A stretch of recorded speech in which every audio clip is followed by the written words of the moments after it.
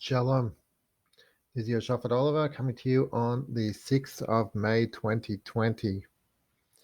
The latest update in the ongoing corona hoax, plandemic, panicdemic, scamdemic saga is a little bit of good news for a change. It always seems to be getting, worse and worse, but this time a little ray of light. Good news. I don't know if it'll turn around the whole situation, but it's something. So the official excuse for the lockdowns, for the all the drastic measures, was quoted by Deborah Birx and Fauci to be the predictions of the Imperial College of London, in particular, Professor epidemiologist Neil Ferguson. This one man and his team were considered so authoritative, so scholarly, so wise and great, that their predictions were sufficient to shut down America from contact with other countries, to shut down its borders, and ultimately to have a lockdown, and so on. All based on this guy's predictions. He came out on March 16th with the mathematical computer model that he had created in 2009. With his mathematical model, he predicted the infection rate and the death toll of the COVID-19 coronavirus that he said would be a pandemic. That's what he said. He said, this is for sure going to happen. There would be a pandemic, and we need to listen to him. What needs to be done? We need to shut down the world for 18 months. We need to all shelter in place. We need dramatic, massive, unprecedented measures to save lives, because if we don't listen to him, there'll be 500,000 deaths in the United Kingdom and 2.2 million deaths in the United States. And he knows, because he's an expert. He's an epidemiologist, and he's had his position for many years. And he works for the Imperial College of London. And the big pharma shills in the American government apparently influenced Trump to agree. And 4 days later, on March 20th, America shuts down its borders to travelers from Europe, and shortly after from the UK. And this immediately threatens to bankrupt the entire airline industry. And then Europe shuts its borders. Then the lockdowns begin here and there and everywhere. Today, we have fantastic news. This lowlife, this evil, scheming, destructive creature has been exposed. The news today is, not today, yesterday, professor behind doomsday coronavirus models caught breaking quarantine to meet lover, resigns after violating own rules. Resigned Tuesday after allegedly breaking lockdown rules to meet with his married lover. Ferguson, whose model triggered UK Prime Minister Boris Johnson to enforce lockdown, resigned from his government advisory position on Tuesday night, as the Telegraph can reveal he broke social distancing rules to meet his married lover. I don't think the main thing is that they could care less about his adultery. That's not something that is officially a big deal, especially not in these secular circles. But he broke social distancing, or he broke his own rules that he created. The whole concept of social distancing, which he promoted, and he said this is the key to saving lives. And we all followed blindly, unquestioningly his edict, his decision, his ruling that we must social distance and we must have lockdowns and we must stay home. So he himself was caught breaking this rule to meet someone, in this case, his married lover, many times. He allowed the woman to visit him at home during the lockdown while lecturing the public on the need for strict social distancing in order to reduce the spread of coronavirus. The woman lives with her husband and their children in another house. On at least two separate occasions, 38-year-old Antonia Stutz, Ferguson's alleged lover, left her home and traveled across London to meet up with the government scientists. So she violated the lockdown rules. That's not a legitimate reason to travel. And this is now public. So Ferguson told the outlet on the Telegraph on Tuesday, "I accept I made an error of judgment and took the wrong course of action. I therefore stepped back from my involvement in SAGE, the government's scientific advisory group for emergencies." Always have to have some snappy acronym so that they can control us. 3-letter agencies, they're usually called. I acted in the belief that I was immune, having tested positive for coronavirus, and completely isolated myself almost 2 weeks after developing symptoms. That's another thing. What are the chances that he develops coronavirus so soon after the disease started spreading? It's almost impossible. It's extremely unlikely that he actually had it. Or if he did have it, he had it because everyone had it, but because it actually went around far sooner than officially we were told. But in any case, according to his statistics that he promoted, that it was only then starting to spread, the chance that specifically he would have caught it, as he claimed, that he caught it soon after he made his prediction. So this is extremely suspicious. In any case,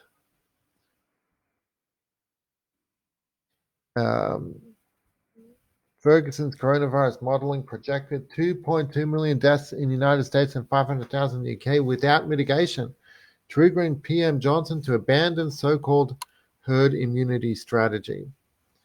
The Imperial model has also been favorably cited by Dr. Deborah Birx, a leading voice in the White House Coronavirus Task Force team. Ferguson has been widely criticized not only for his steep COVID predictions, but past outlandish projections too.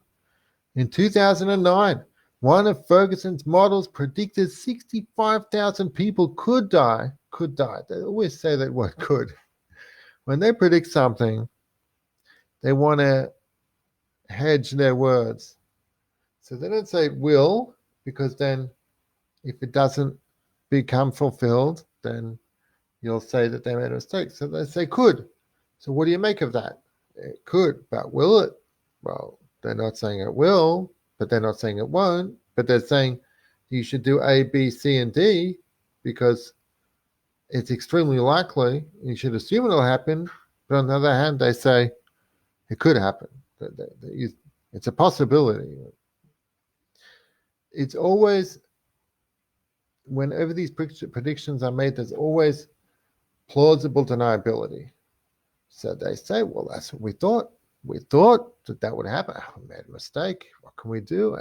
We're sorry. Yeah, you're sorry. Michael Thrusfeld, a professor of veterinary epidemiology at Edinburgh University, told the paper he had deja vu after reading the Imperial paper, saying Ferguson was responsible for excessive animal culling during the 2001 foot and mouth outbreak. Ferguson warned the government that 150,000 people could die. So we have to cull the cattle to save the people. In other words, we have to, it's the same kind of thing as is happening now. We have to destroy our livelihoods and destroy the economy to save the people, destroy something, some kind of wealth and prosperity for the sake of saving lives, present people with this dilemma and force them to sacrifice all of their wealth because, by virtue of your authority as an expert. Ferguson warned, 6 million animals were slaughtered as a precaution, costing the country billions in farming revenue. In the end, 200 people died. So this, at the time, was widely condemned. His measures were proven to be completely baseless. His predictions completely didn't come true. Moreover, others have criticized Ferguson for reportedly overestimating the potential death toll in the 2005 bird flu outbreak. Ferguson allegedly estimated 200 million could die, but the actual toll is reportedly less than 1,000, the Daily Wire noted. So here we have an incredible example of how a professional whose job it is to predict, supposedly scientifically, to predict, what the effects of some virus, some contagion might be, and his predictions are wildly inaccurate. They're completely, clearly, he wanted them to be the worst case scenario. He has a preference for that, at best. Really, he's working for the cabal to promote, their agenda of problem, reaction, solution to destroy society through, a pandemic that will disrupt society, will cause upheaval, cause chaos, cause panic and hysteria, and then that then leads to all those things are the reaction that then leads to the solution, which is introducing a mandatory universal vaccine and microchip and other authoritarian measures that expand the power of the cabal.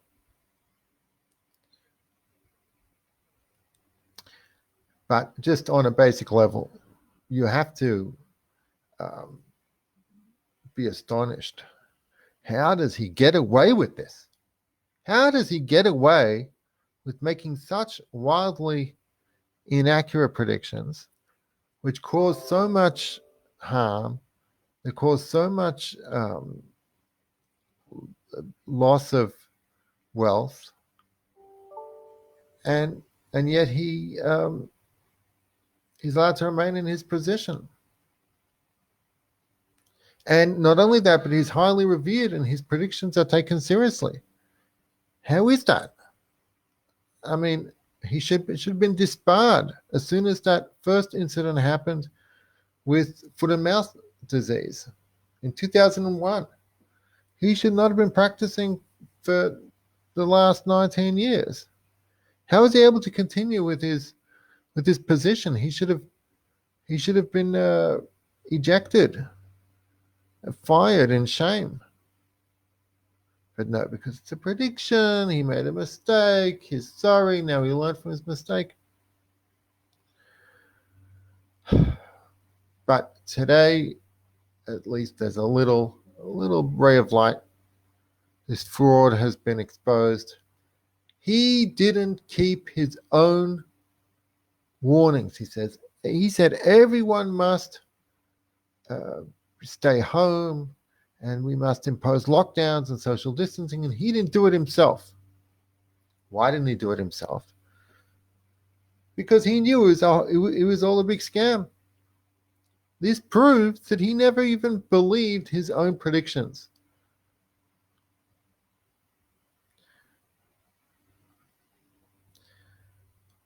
He committed the biggest scientific fraud in all of history. The most far-reaching fraud based on science in human history was committed by this guy. How could he still have been esteemed after what he did the first time and the second time?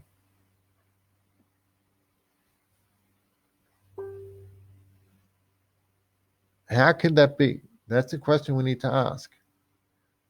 Well, the simple answer is there's a lot of corruption in academia. And the other simple answer is that he's a tool of the elites. He's very useful to them. He will say what they want him to say, and he has the authority of being an expert, an epidemiologist with lots of experience and analyzing these things. And so therefore, the cabal use him, and I'm sure he's paid handsomely for doing their dirty work. And he's certainly involved with these shady types.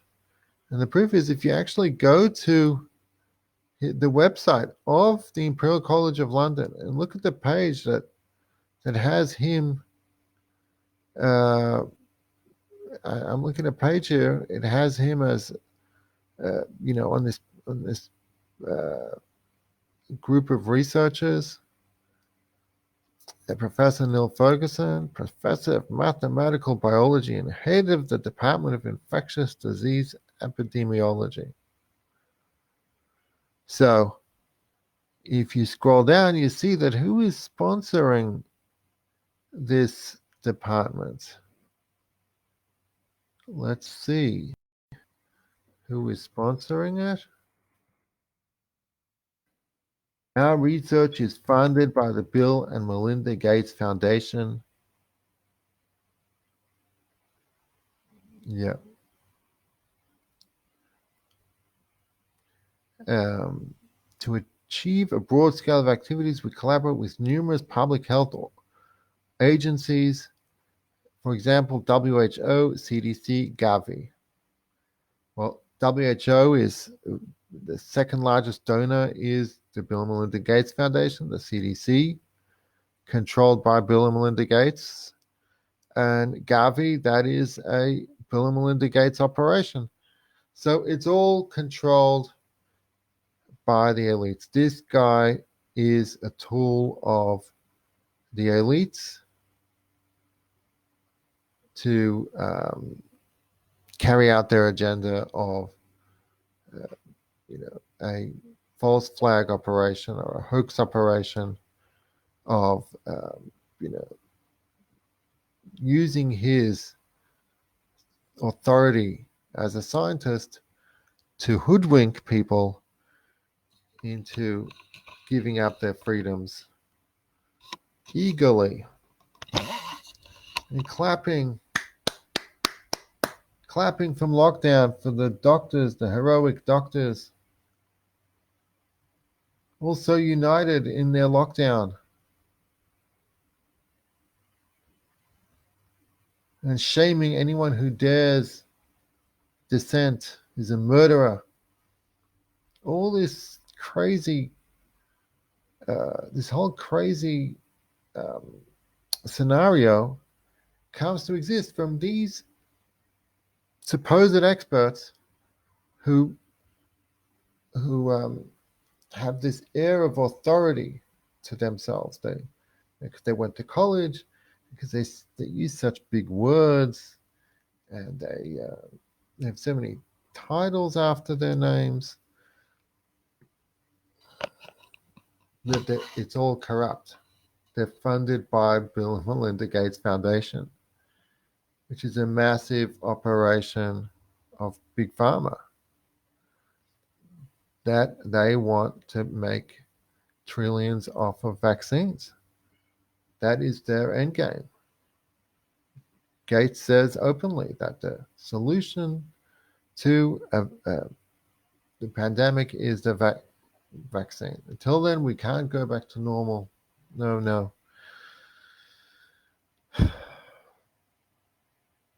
We have in our society this attitude that if you're a intellectual and you're a kind of geeky guy, you're into science and mathematics and abstract ideas, and you're not such a hands-on guy, well, then you're a good guy. You seek truth. You seek noble goals. But if you're a tough guy who, I don't know, works out and who is drives a motorcycle or something, so then you're a shady guy. You're a person with low morals. Who says those guys who work out and drive on motorcycles, maybe have long hair, who's to say they're not people with far, far greater integrity and morals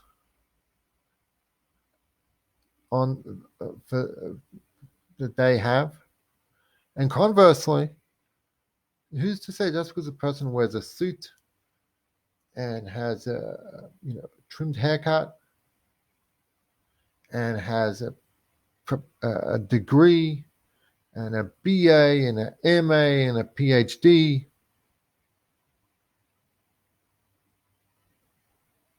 who's to say that that person is a moral person? On the contrary, all his qualifications could well make him arrogant, so full of himself that he thinks he can just callously order people around. Yep, got to destroy all those livestock. I said so. Living in his ivory tower. Now, it was more than that. It was a complete setup. He's just an actor, really. He's an actor playing a role to do what the elites want him to do, which he's probably doing eagerly. I mean, some people conform with the demands of the elites because there's bribery and there's blackmail, threats of murdering the person in his family and such things, not bribery. Here, I'm sure he got bribery, but I'm sure he was. It seems like this guy does not have a conscience. He's just been continuing with these crazy predictions, scaring people for all this time. He's a psychopath. And people just look the other way. Like they just ignored it. Oh, yeah, he made a mistake. He meant well. No. If your words have such an effect that they're able to strike fear and have massive harmful effects on society, and that's not truly warranted, you could take that guy out and I don't know, he should be locked up in prison for that. He should certainly be defrocked from his position. just outrageous. And we just believe the sheeple just believe whatever someone says in the name of science. Science is like, when you say science with a capital S, it's as if God said it. This is the word of God. It's infallible, perfect. Trust the science. You go with the science, the experts. We've got to listen to the experts. This endless argument from authority. Why? Tell me, why do we have to stay home? Oh, because it's a pandemic. Well, how do we know there's a pandemic? Because Neil Ferguson said so. Well, what's the proof that he's right? What do you mean? What's the proof that he's right? How can you disagree with him? That's science. He is science. I mean, how ignorant are you to question whether there's a pandemic, whether we should stay home? I mean, you're endangering lives by even questioning that. That's got to trust the science. And especially when he comes with equations. Oh, those equations, that's looking really, really solid because they're equations. And the graphs with the curves and the graphs and these curves and those curves. Ooh. Oh, it must be true. It must be true. Look, he has graphs. He has some equations. It's science. No, these people, they're smart. They're smart in how to lie with statistics. And people are pointing out that there's a picture of Bill Gates with many years in between where he's sitting in front of a pile of books. And one of those books is a book called How to Lie with Statistics. And for some reason, he made a point of showcasing that book in the pictures in which he's, photographed. Clearly, that was deliberate. As the saying goes, that the elites, the cabal, they openly project what they're doing. They have to find some way of openly declaring what's really going on in an in-your-face kind of way, but in a way that is also hidden. It's hidden, but in your face at the same time. Like them doing the devil sign. And people say, what? It was just a way of holding out his hand. I mean, what are you, crazy? You're like reading things into that. And you point out that Hillary Clinton did it in public, and Dick Cheney did it in public, and George Bush does it in public, and Obama does it in public, and all these world leaders do it. Oh, but it's just an accident that they're holding their hands like that. Nah, it's just a wacky conspiracy theory that they're Satanists. I mean, come on, that's just, are you nuts? Anyway, so back to the topic. He clearly didn't believe there was a pandemic, but we all fell for it because graphs, because equations, because he's British, or the British accent.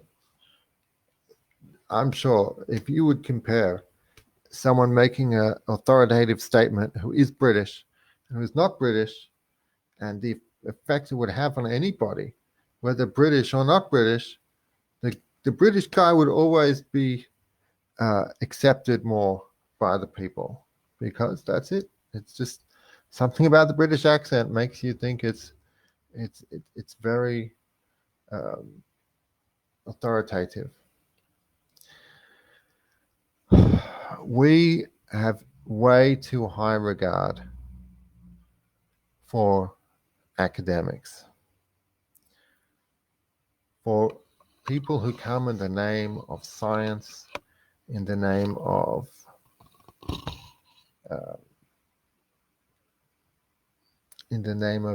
official experts.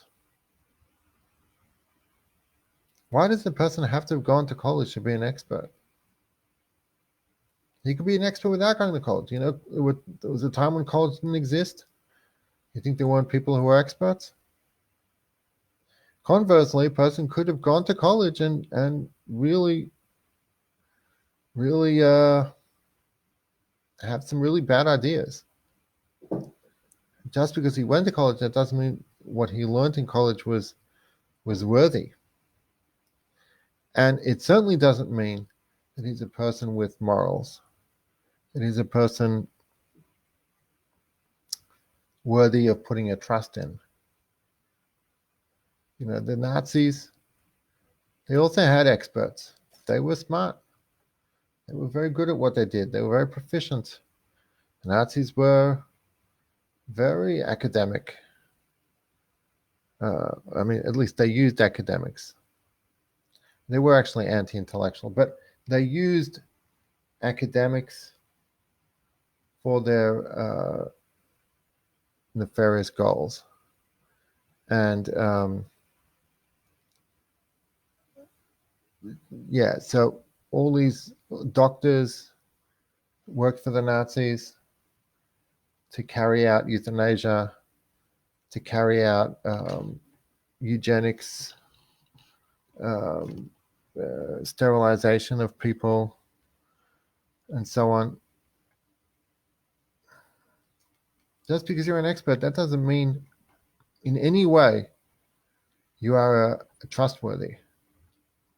Just because you're officially an expert because you have a degree doesn't mean you're not a liar.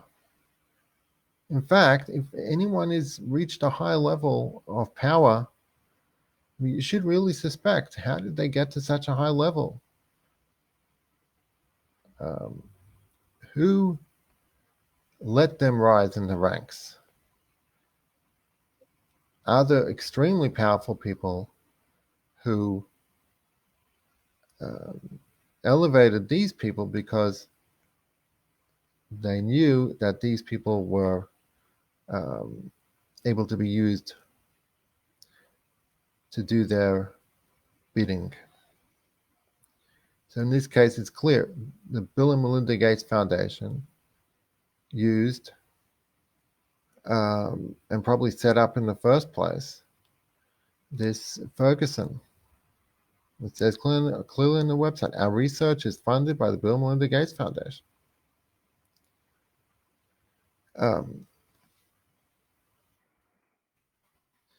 Yeah, and I want to also say a word about, you know, Orthodox Jews, which I'm one of them, and rabbis, which I'm also one of them. Not, you know, not of the, you know, greatest caliber, but on some level.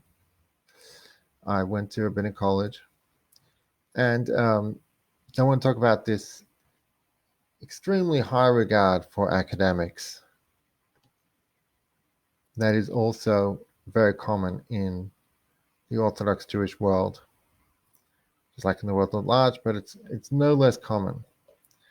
And it's very naive. I'm seeing all these, you know, fellow congregants of mine, members of my community, they just say, oh, the scientist said, the doctor said, we've got to listen to the science. We have to uncritically accept what we're told by supposed experts. They wouldn't lie to us, and they wouldn't make mistakes. They're infallible. It's essentially what they say, right? If you can't even question what they say, if that's taboo, well, you're essentially saying that they're infallible. So it's bad enough that the secular world view these um, epidemiologists as some kind of like infallible prophets.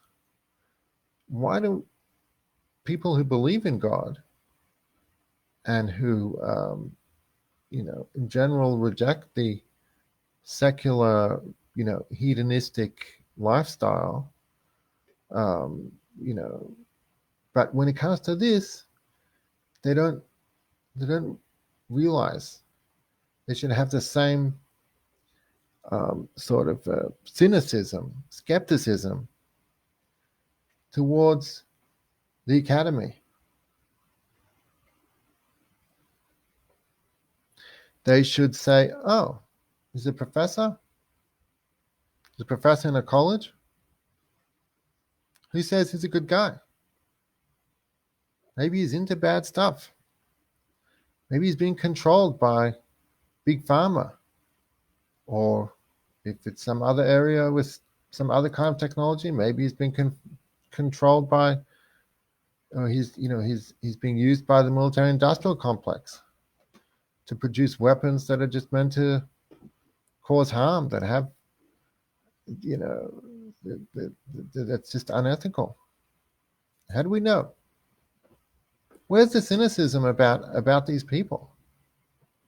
We should be cynical. These people don't fear God. Just that's a basic point. Someone who is a secular uh, person, doesn't believe in God, why do you trust him so much? He's not God-fearing. So why do you think he won't lie?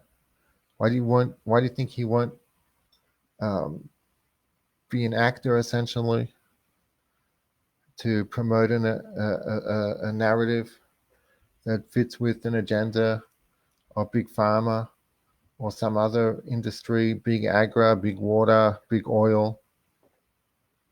How do you know he's trustworthy? What, because he has a degree? No. If there's a profit motive, he might be he might be compromised.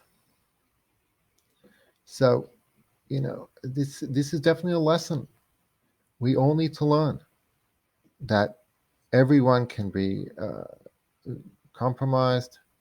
In this case, in particular, these academics do not deserve our automatic trust and confidence never mind to this extent. And certainly, we should have asked for a second opinion. What do other independent scholars say? Um, Instead, everyone rushed to accept this one uh, ruling. Um, we, in general, need to be suspicious about how government organizations are, in fact, controlled by corporate interests and by secret societies and so on. We cannot blindly trust someone who comes to us in the name of authority, but academic authority, government authority. We need to suspect uh, that they have a hidden agenda. So, thanks for listening.